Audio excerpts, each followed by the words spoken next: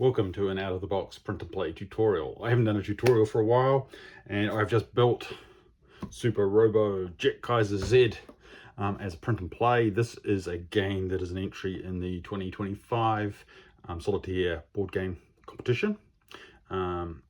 Fantastic game made by Martin G. And I've just done a playthrough of this, which is my other video. And in that video I said I would go through how I built it, because it's a really exciting build because there's so many components. And so here we are. So obviously you need to print the instructions. So there's an instruction sheet and a player aid on the back, which is handy. And then a lot of what this is a deck builder. So there's a lot of cards. I mean, a lot of cards. I haven't counted them all. There's quite a few cards. And if you're going to be building cards, what you really need to do is some way of easily cutting them out. So you need one of these. This is a Fiskar paper strimmer. It's got like a wire down the middle, and you can really easily line up what you want, and then you just cut.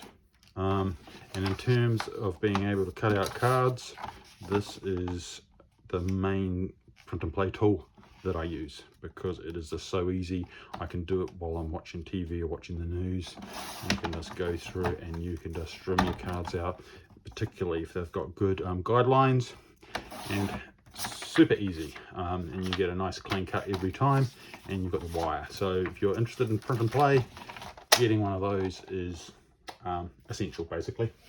The other thing, if you look at cards that I do, I print them single-sided, because it's quite awkward to do double-sided. And also if you do double-sided cards onto normal paper stock, which I do, they're not very thick. And sure, you can sleeve them, but they don't have that kind of weightiness. I get that weightiness by using magic cards. So I've got a lot of magic cards floating around, lots of commons, and if you do them single-sided, you can sandwich them inside, and then you can just use a penny sleeve. For this game, because it is a work in progress, I haven't glued them on, because things might change. Martin might update some of the cards, and this isn't the definitive edition yet.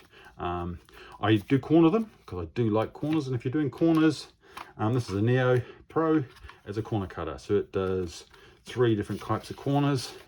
So you can do large, medium, and I'll probably just do a small one. Small, super easy. Sure, you've got a lot of corners to cut, but they look really good. Also essential purchase if you're going to be doing any kind of print and play with lots of cards, because you want them to look nice, and then they fit. If you print them out actual size, I'm printing them A4, and then they end up in a sleeve. So when this game gets finalized and I've got the definitive version, I'll probably get some glue and I'll spot glue them inside so that they don't move around in the sleeve. You can get tighter sleeves to stop them moving around, but at this stage, I think that's fine. So you've got a lot of those, particularly for this build, that you need to deal with. You've also got these action cards. So your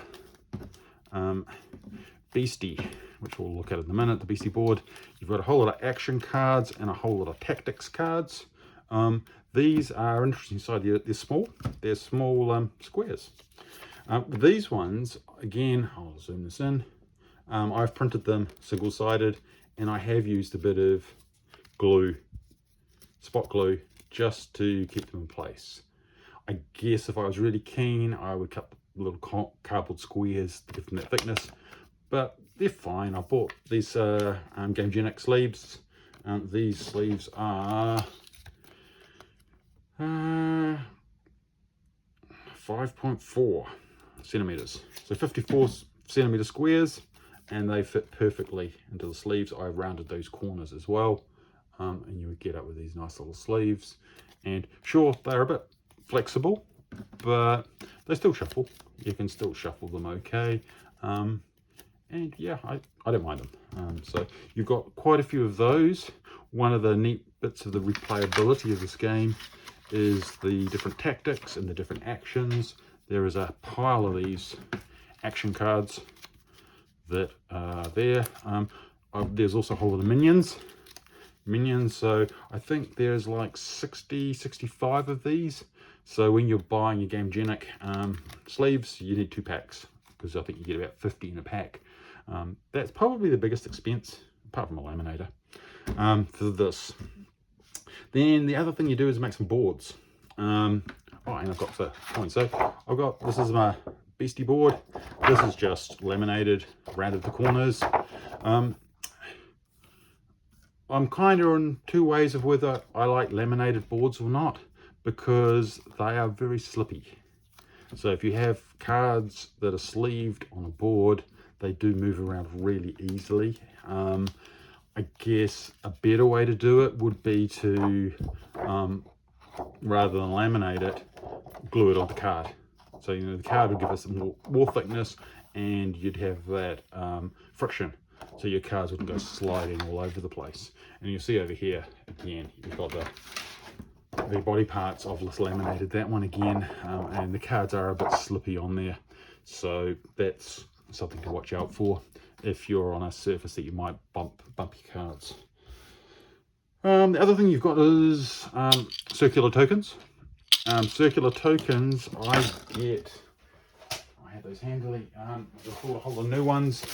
I get these coin capsules, and these coin capsules, I think they're 25 ml, and they're perfect. And so if I can get one of these open, sometimes they're quite hard to open, but you've got to find there's a little like dimple, and if you can find the dimple, here we go.